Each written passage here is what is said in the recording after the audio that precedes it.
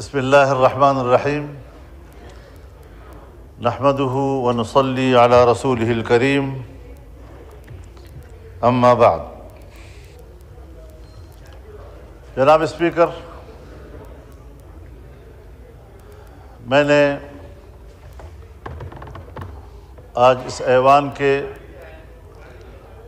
Seniors کی باتیں سنی،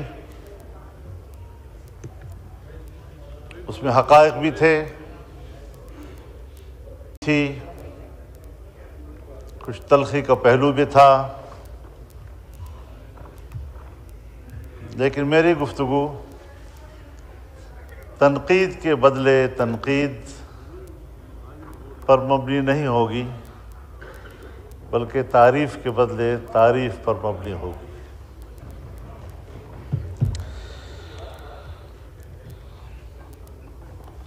جناب اسپیکر،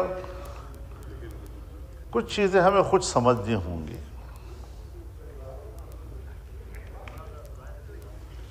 آج ہم جس موضوع پہ بات کرنے کے لیے بیٹھے ہیں اور آج ہم جو آئینی ترمیم پاس کرنے جا رہے ہیں، اس کا آغاز کب ہوا، اس کا سبب کیا بنا؟ Please lower your voices, thank you جی۔ یہاں ایک مسئلہ اٹھا تھا کہ سپریم کورٹ کے جج صاحبان کی مدت ملازمت میں اضافہ کر دیا جائے۔ ایک یہ بھی تجویز تھی کہ ججوں کی تعداد میں اضافہ کیا جائے، اور یہ بحث میڈیا میں زیادہ چلتی رہی۔ باضابطہ طور پر ہمارے سامنے ایسی کوئی بات نہیں آئی،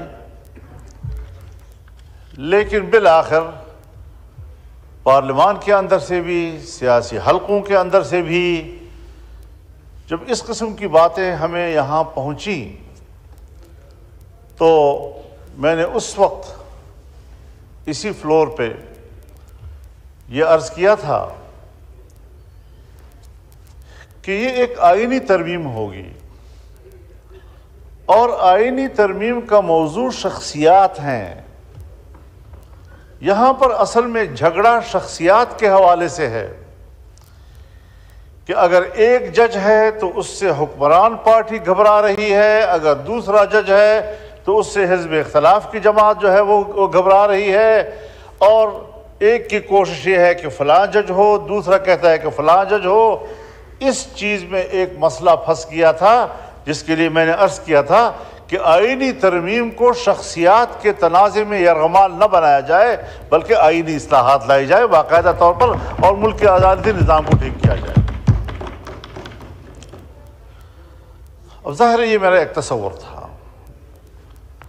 اور ہمارے مد نظر تھا یہ کہ 2006 میں جب پاکستان مسلم لیگ نون اور پاکستان پیپلز پارٹی کے درمیان جناب میاں نواز شریف صاحب کے اور جناب بینظیر بھٹو شہید صاحبہ کے درمیان چارٹر آف ڈیموکریسی یا میثاق جمہوریت پر دستخط ہوئے، تو اس کو ایک پذیرائی ملی، اس کے مندرجات کو ایک پذیرائی ملی، اور اس کے اندر ایک آئینی عدالت کا تذکرہ تھا۔ اب ظاہر ہے میں ہوں یا جتنی بھی یہاں پر پارلیمانی جماعتیں ہیں جو اس وقت موجود تھیں یا جو سیاستدان تھے اس وقت، ہر چند کے بہت سے لوگ اس کے دستخطی نہیں ہیں، لیکن بعد میں ایسے فورم وجود میں آئے کہ ان فورمز پر جب ریزولیوشنز آئے تو وہ انکلوڈیڈ بائی COD، اور ہم نے بھی اس پر ساتھ کیا ہے۔ لیکن جناب اسپیکر، ہمیں ایک بات سمجھ لینی چاہیے کہ سی او ڈی نہ تو آئین کا متبادل ہے، یہ نہ قانون کا متبادل ہے، یہ محض ایک اخلاقی معاہدہ ہے۔ ملک کے نظام کو بہتر کرنے کے لیے ہم اس سوچ پہ اتفاق کرتے ہیں، اور اپنے سیاسی اور جمہوری سفر میں جہاں ہمیں کوئی مشکل درپیش آئے گی تو ہم اس باہمی اخلاقی معاہدے سے رہنمائی حاصل کریں گے۔ اگر کہیں پر اس کا آئین سے تصادم ہو تو ظاہر ہے کہ پھر آئین پہ عمل ہوگا، لیکن اگر ہمارے پاس 2/3 اکثریت حاصل ہو کسی بھی پارٹی کے پاس، اور وہ اس سی او ڈی کے اندر مندرجہ کسی معاہدے کے شق کے حوالے سے تبدیلی لانا چاہے تو لا سکتے ہیں، لیکن آئین مقدم ہوگا، اس میں تو کوئی شک نہیں ہے۔ جناب اسپیکر،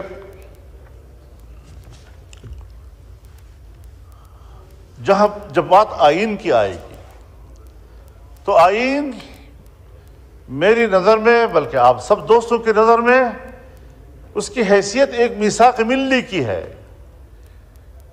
یہ پاکستان کے ہر شہری کے درمیان ایک عمرانی معاہدے کی حیثیت رکھتا ہے، اور قوم کے بیچ میں، صوبوں کے بیچ میں، طبقوں کے بیچ میں، قومیتوں کے بیچ میں اگر کوئی کمٹمنٹ ہے تو وہ اس آئین کی بنیاد پر ہے، اس کی اساس پر ہم پاکستانی ہیں، اس کے اساس پر ہم پاکستان کے ساتھ ایک عہد و پیمان رکھتے ہیں۔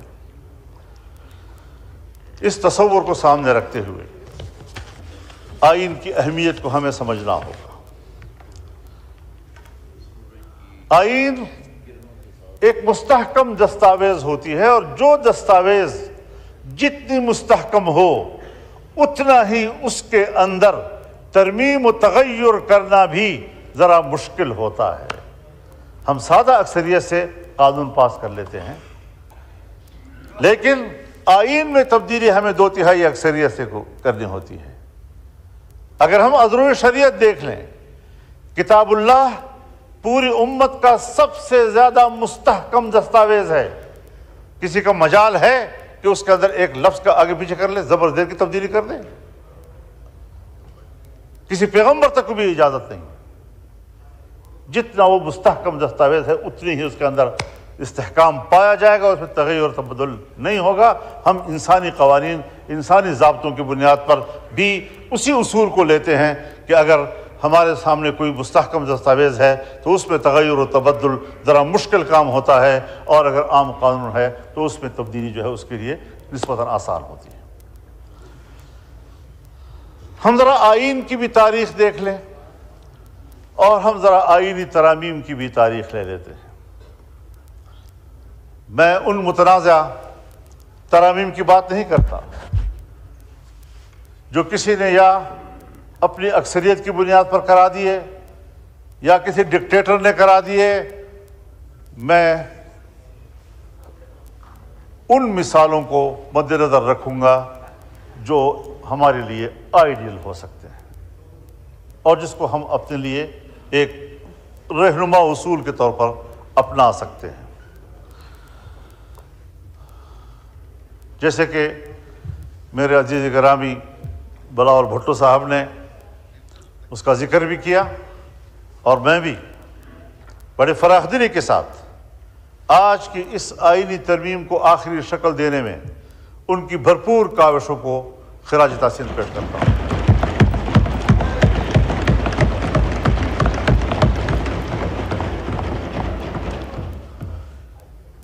میں جہاں اپنے برخوردار جناب بلاول بھٹو صاحب کی کوششوں کو خراج تحسین پیش کرتا ہوں، میں جناب میاں نواز شریف صاحب، جناب شہباز شریف صاحب، جناب نذیر تارڑ صاحب، جناب اسحاق ڈار صاحب، اور یقیناً ان کاوشوں میں میرے ساتھ پاکستان تحریک انصاف بھی شامل رہی ہے۔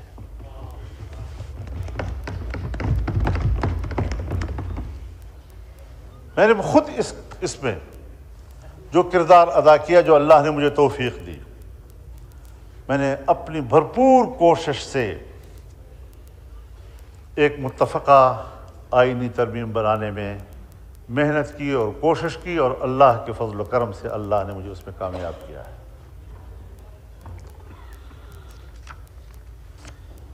جناب اسپیکر، جب آئین بن رہا تھا اس وقت کا سیاسی ماحول کیا تھا؟ ملک ٹوٹ چکا تھا۔ ملک کے ٹوٹنے پر سیاسی اختلافات تھے، کون ذمہ دار ہے اس کا؟ اور یہ کوئی معمولی حادثہ نہیں تھا۔ ہم فوری طور پر ایک باقاعدہ مستقل آئین نہیں بنا سکے، ہم ایک عبوری آئین کی طرف گئے، اور کچھ عرصہ عبوری آئین حکمران تھا۔ ون یونٹ ٹوٹ گیا تھا، دو صوبوں میں نیشنل عوامی پارٹی اور جمعیت علماء اسلام کے اتحاد سے حکومتیں بنی، اور دو صوبوں میں پنجاب اور سندھ میں پاکستان پیپلز پارٹی کی حکومت بنی۔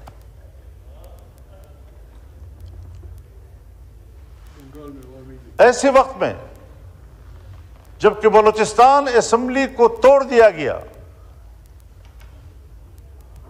اور جس پر احتجاج کرتے ہوئے میرے والد صاحب جو اس وقت صوبہ سرحد کے ون یونٹ کے بعد پہلے وزیر اعلیٰ تھے، انہوں نے احتجاجاً استعفیٰ دے دیا، اور 9 مہینے سے زیادہ ان حکومتوں کی عمر نہیں رہی۔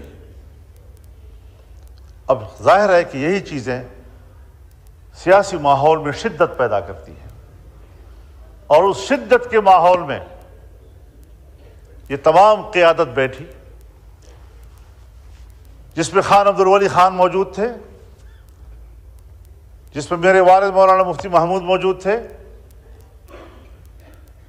جس میں پروفیسر غفور احمد موجود تھے، جس میں مولانا شاہ احمد نورانی موجود تھے، جس میں چودھری ظہور اللہ موجود تھے، جس میں محمود علی قصوری موجود تھے، جس میں غوث بدنجو موجود تھے۔ ان تمام اکابرین نے جناب ذوالفقار علی بھٹو اور ان کی جماعت کے ساتھ بیٹھ کر سن 73 کے آئین پر دستخط کیے، ایک متفقہ آئین اس قوم کو عطا کیا۔ بکھرے ہوئے سیاسی ماحول میں انہوں نے جس ذمہ داری اور بالغ نظری کا مظاہرہ کیا، وہ ہمارے لیے آج ایک مثال ہے، مشعل راہ ہے، اور ہمارا فرض ہے کہ ہم ان کو ایک اچھے مثال کے طور پر پیش کر کے اس کی پیروی کریں۔ جناب اسپیکر، یہ بڑے لوگ تھے، اب وہ نہیں ہیں۔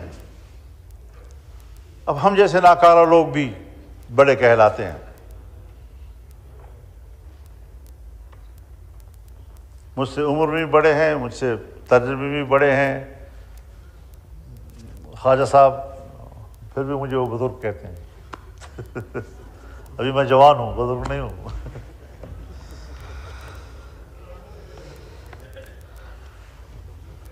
لیکن جب 18ویں ترمیم کے لیے ہم بیٹھے تو جناب اسپیکر، یہ بات ریکارڈ پر ہم 9 مہینے سے زیادہ عرصہ بیٹھے ہیں۔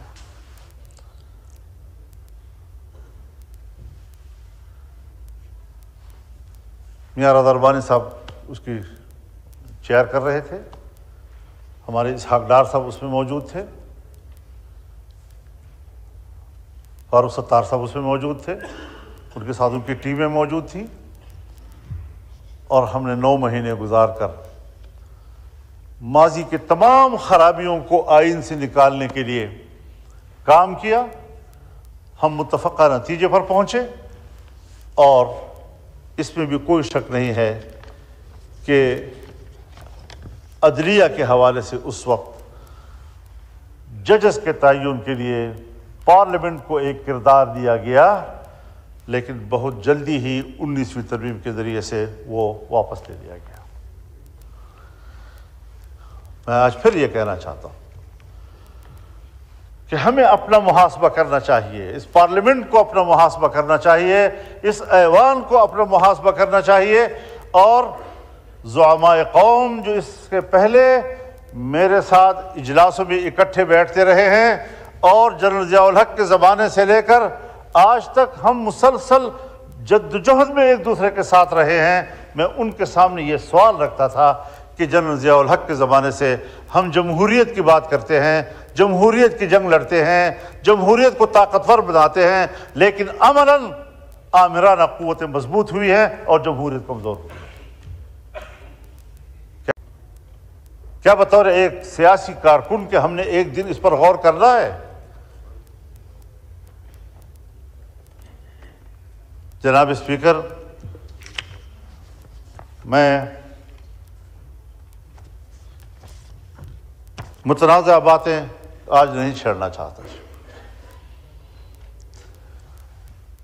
اس آئین کے ترمیم کے حوالے سے پہلے مسودہ اور آج جس جگہ پر وہ پہنچ رہا ہے، اس میں فرق خود واضح ہے اور اس پر ہر شخص خود تبصرہ کر سکتا ہے۔ مجھے ضرورت نہیں ہے کہ میں اس پر تبصرے کروں۔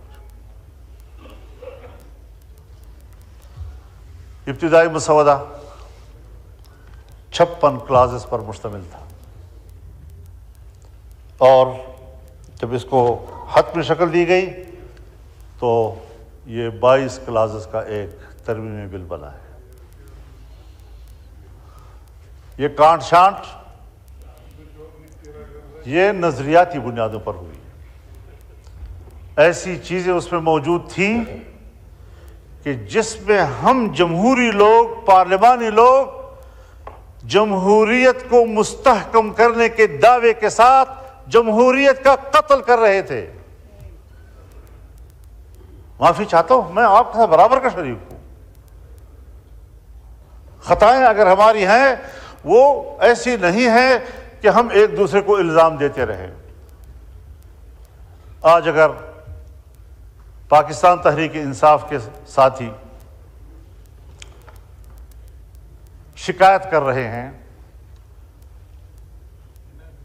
ان کا لیڈر جیل میں اس حالت میں ہے، اور چونکہ کل ہی آپ ملاقات کر چکے ہیں، ملاقات کر کے بھی آئے ہیں، تو اس ملاقات کی فوری خبر جو ان کی طرف سے آئی وہ واقعی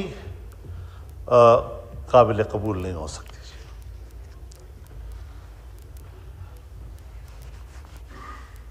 جلسے اجتماعات وہ ایک جمہوری حقوق ہیں۔ اگر جمہوری حقوق میں کے دائرے میں کوئی فیصلہ کرتا ہے، جلسہ کرتا ہے، اس کو جلسے کا حق ہے۔ لیکن میں ایک بات واضح کر دینا چاہتا ہوں کہ اگر میاں نواز شریف صاحب پر ظلم ہوتا ہے، میاں شہباز شریف صاحب پر ظلم ہوتا ہے، آصف علی زرداری صاحب اور ان کی بہن کے ساتھ، ان کی جماعت کے سینئرز کے ساتھ زیادتی اور ظلم ہوتا ہے، اور میں ان کے ساتھ شانہ بشانہ کھڑا ہوں، ان کے خلاف ہونے والے ہر قدم پر میں نے فرنٹ لائن پر لڑائی لڑی ہے۔ اگر میں اس وقت آپ کے اوپر ہونے والے مظالم میں آپ کے شانہ بشانہ تھا تو میں آج بھی عمران خان پر ہونے والی سختیوں کی مذمت کروں گا۔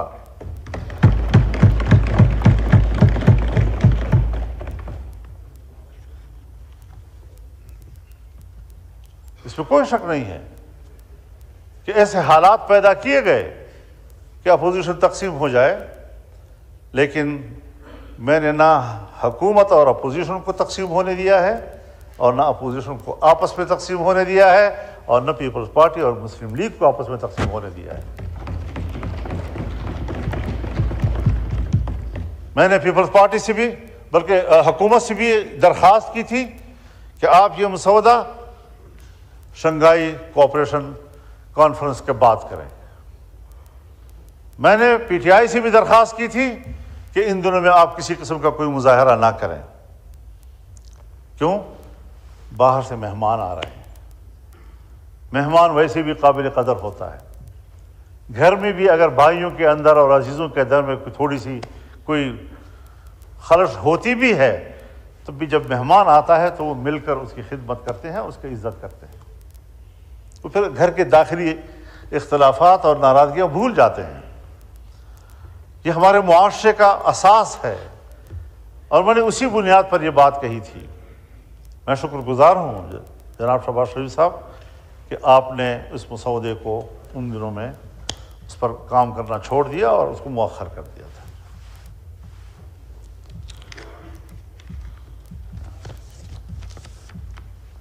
ان کاوشوں سے اور ان تبدیلیوں سے اس آئینی ترمیم کا جو مفہوم اور جس کا تصور تھا وہ مکمل تبدیل ہو گیا۔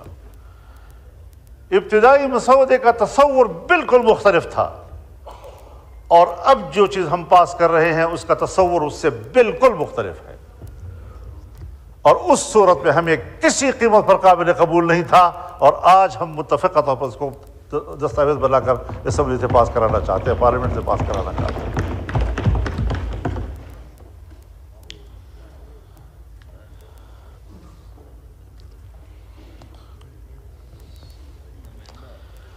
ہم آج بھی ایک بات کہنا چاہتے ہیں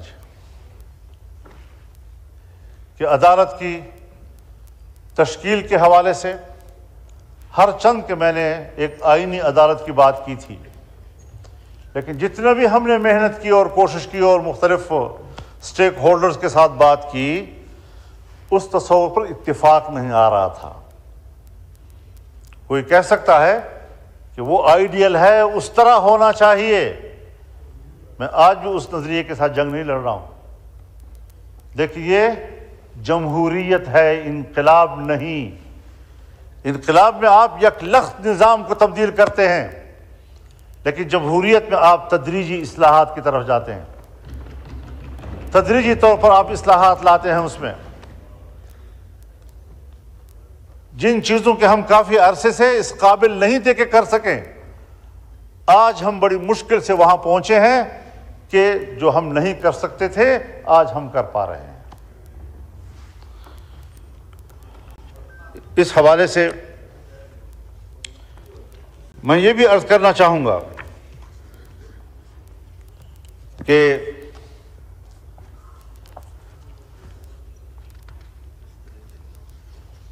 پارلیمنٹ کو ایک بہت بڑا شرف حاصل ہو رہا ہے، اس پورے پارلیمنٹ کو ایک شرف حاصل ہو رہا ہے، اور پوری پارلیمنٹ جو اسلامی جمہوریہ پاکستان کی پارلیمنٹ ہے، اور پاکستان کے عوام جس کی اکثریت مسلمانوں کی ہے، جو دو قومی نظریے کی بنیاد پر مہراج وجود میں آیا تھا، اور آج وہ فیصلہ دے رہی ہے کہ 2028 کے بعد ملک کے اندر ہر طرح کے سودی کاروبار اور معاملات یہ ممنوع ہوں گے اور کاروبار سے پاک ہوں گے۔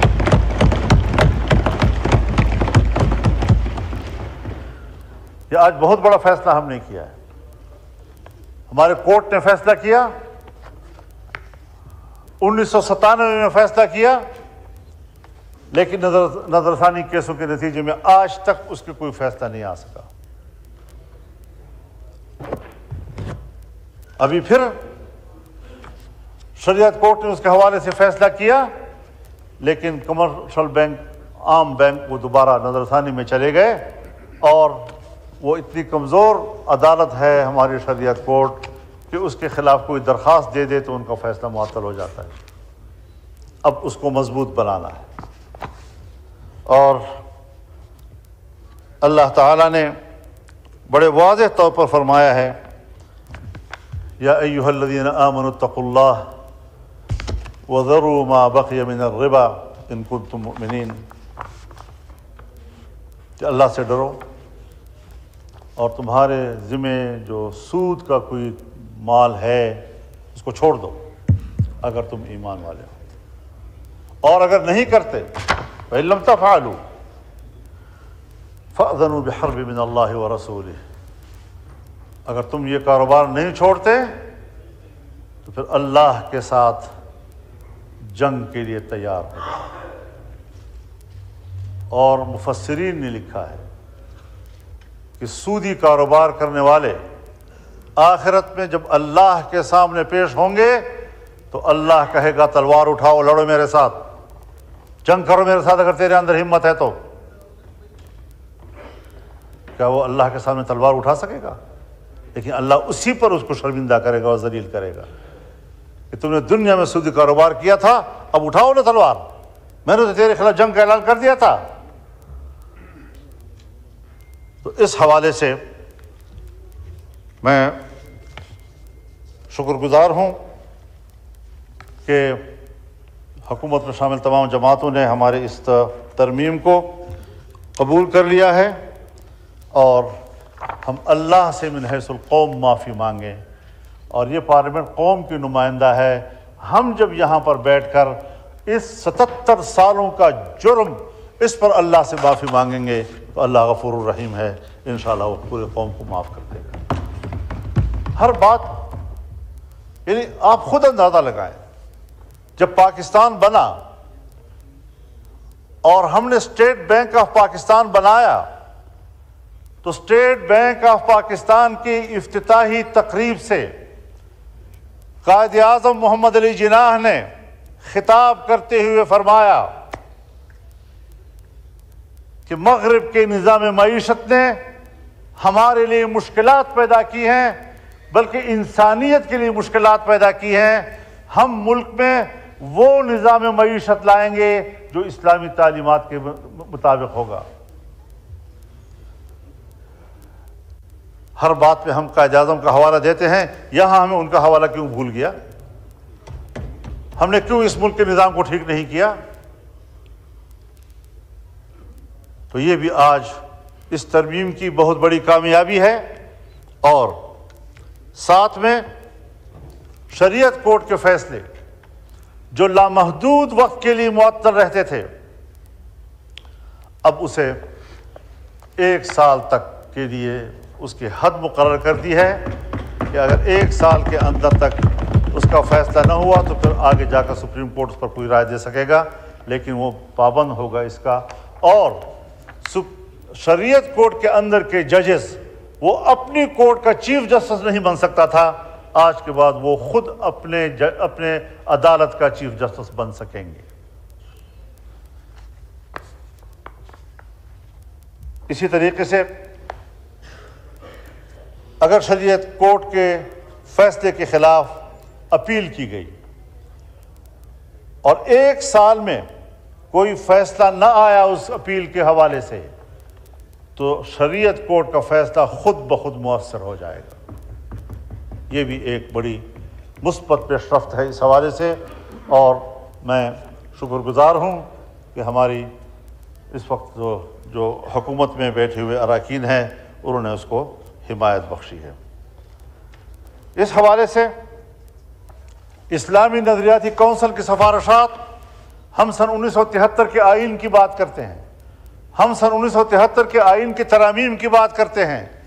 سن 1973 کے آئین کے بنتے ہی اسلامی نظریاتی کونسل قائم ہوئی۔ سوال پیدا ہوا کہ جب ہم نے آئین میں کہہ دیا ہے کہ اسلام پاکستان کا مملکتی مذہب ہوگا، جب ہم نے آئین میں کہہ دیا ہے کہ تمام قوانین قرآن و سنت کے تابع ہوں گے، جب ہم نے آئین میں کہہ دیا ہے کہ کوئی قانون قرآن و سنت کے خلاف نہیں ہوگا، شریعت کے مطابق قانون، اب یہاں پر تو مسلکی اختلافات ہیں، مذہبی اختلافات ہیں، کس فرقے کے قواعد و ضوابط اور ان کے فقہ کے تابع قانون بنے گا؟ تو یہ ایک کونسل بنائی گئی جس میں تمام مکاتب فکر کے علماء کی نمائندگی، ماہرین قانون و آئین، ریٹائرڈ ججز اس کے رکن بنے۔ لیکن آج 2024 تک سن 73 میں بنے ہوئے اسلامی نظریاتی کونسل کی سفارشات پر جو کہ مکمل ہو چکے ہیں، ایک قانون سازی بھی نہیں ہوئی، ایک قانون سازی بھی۔ کیا یہ ہم سب کے لیے باعث شرم بات نہیں ہے؟ تو اس حوالے سے آج حکومتوں کو ازروع آئین و دستور پابند کیا جا رہا ہے کہ 1 سال کے اندر آپ کو ایوان میں بھی پیش کرنا ہوگا، اور ایوان اس سفارشات پر قانون سازی کے لیے غور فکر شروع کرے گا، بحث بھی کرے گا اس کے اوپر۔ اور ہاؤس میں کوئی نیا مسئلہ آ گیا، ایک ممبر اٹھتا ہے اور کہتا ہے کہ اس مسئلے کو شریعت کورٹ میں اسلامی نظام کونسل میں بھیجا جائے، پہلے 40% ہاؤس کے اراکین ووٹ کرتے تھے، تب جا کر وہ اس قابل ہوتا تھا کہ اسلامی نظام کونسل میں جا کر اس کو حوالے کر دیا جائے۔ اب اس کو آسان بنایا گیا، 25% پر لایا گیا ہے۔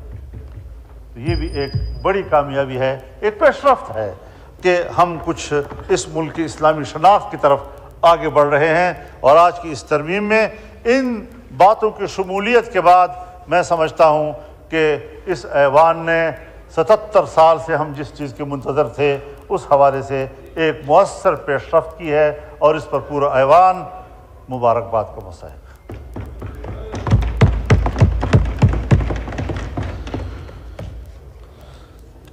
تو جناب اسپیکر، اس حوالے سے ہمیں آج عہد و پیمان کرنا ہوگا کہ ہم نے صرف وہی سفر آگے جاری رکھنا ہے کہ جس میں یہ ملک اور اس ملک کا آئین کا بنیادی ڈھانچہ جو اس سے پہلے بھی واضح ہو چکا ہے، اور اس کا بنیادی ڈھانچہ 18ویں ترمیم کے وقت بھی اس پر اتفاق رائے کیا گیا، بعد میں بھی مختلف فورمز پر اس کو اتفاق کیا گیا کہ سب سے اولین چیز وہ اسلام ہے۔ یہ ملک اسلامی ہے، یہ ملک مذہبی ہے، یہ ملک سیکولر نہیں ہے، اور یہ ملک جمہوری ہے، یہ آمرانہ نہیں ہے، یہاں آمریت نہیں چلے گی۔ تو ایک مذہبی ملک ہے، اسلام اس کا مذہب ہے، اور دوسرا یہ جمہوری ملک ہے، یہاں پر کوئی آمریت نہیں ہوگی۔ جمہوریت کا لفظ یہ آمریت کی نفی کرتا ہے۔ اور تیسری چیز ہمارا وفاقی نظام ہے کہ ایک وفاق کے نیچے 4 وحدتیں ہیں، مزید بھی ہو سکتی ہیں، لیکن اس میں آئینی ترمیم کرنی ہوگی۔ تو یہ بھی ایک بنیادی چیز ہے کہ ہم ایک وفاقی نظام رکھتے ہیں، اور ہم کسی ون یونٹ کو تسلیم نہیں کریں گے، اور صوبوں کے اختیارات ہوں گے۔ صوبوں کو 18ویں ترمیم کے ذریعے سے اختیارات دیے گئے ہیں، اور ظاہر ہے کہ 1973 میں آئین بنا۔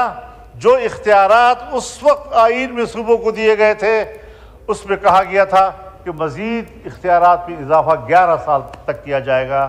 11 سال بھی گزر گئے، اور پھر بھی 11 سال گزر گئے، اور پھر بھی 11 سال گزر گئے، اور کہیں جا کر 2018 میں ہمیں یہ موقع ملا۔ اور پھر یہ اسلام کے حوالے سے پیش رفت، سن 73 میں آئین بنا، ایک قانون سازی نہیں ہوئی، کم از کم آج ہمیں اس حوالے سے بھی یہ تدریجی عمل ہے، ایک جمہوری انداز ہے۔ ہم تاخیر کر رہے ہیں تو یقیناً گناہ کے مرتکب ہو رہے ہیں، لیکن اگر ہم نے تیزی کی اور ہم نے جمہوریت کو مستحکم کیا تو ہمیشہ کے لیے ڈکٹیٹر یا امیرانہ سوچ رکھنے والی قوتیں مایوس ہو جائیں گی۔ ہم نے ہمیشہ ان کو دعوت دی ہے، ہم اس کے گناہگار ہیں، ہم نے غلط فیصلے کیے ہیں ہمیشہ اس حوالے سے۔ تو آج ہم ایک اچھی پیش رفت کی طرف بڑھ رہے ہیں۔ ہم نے جو بھی کوشش کی اور محنت کی ہے، اسی حوالے سے کی ہے کہ پارلیمنٹ عوام کی نمائندہ ہے، عوام کے پاس خود اعتمادی ہونی چاہیے، عوام کو ہم نے خود اعتمادی دینی ہے کہ فیصلے آپ نے کرنے ہیں، آپ کے نمائندوں نے کرنے ہیں، کسی نے باہر سے آ کر ہم پر فیصلے مسلط نہیں کرنے۔ اور الحمدللہ اس بار ہم اس میں کامیاب ہوئے ہیں۔ میرے خیال میں ہم نے اس پر ووٹ کرنا ہے۔ اگر ہمارے تحریک انصاف کے دوست اس میں، چونکہ ان کی بھی محنت شامل ہے میرے ساتھ، یہاں تک جو ہم پہنچے ہیں، جتنی میٹنگیں میری حکومتی ٹیموں کے ساتھ ہوئی ہیں اتنی ہی ان کے ساتھ ہوتی رہی ہیں۔ ایک لمحے کے لیے ایسا نہیں ہوا کہ ہم نے کچھ باتیں طے کی اور ان کے نوٹس میں ہم نہیں لائے، ہر بات ان کے نوٹس میں لائے ہیں۔ جہاں ان کے ذہن میں کوئی اشکالات آتے تھے وہ تشریف لائے، انہوں نے ہماری رہنمائی کی، اور آج جہاں ہم پہنچے ہیں میرے خیال میں ان کا ایوان کے اندر برابر کا حصہ ہے۔ اب یہ اور بات ہے کہ وہ احتجاجاً ووٹ نہیں کر رہے ہیں، اور وہ اپنا احتجاج ریکارڈ کروانے کے لیے ووٹ آپ کے ساتھ نہیں کر رہے ہیں، تو میں اس پر ان کو مجبور نہیں کر سکتا، بلکہ میں سمجھتا ہوں کہ یہ ان کا حق بنتا ہے کہ اپنا احتجاج نوٹ کرائیں۔ بہت شکریہ آپ کا۔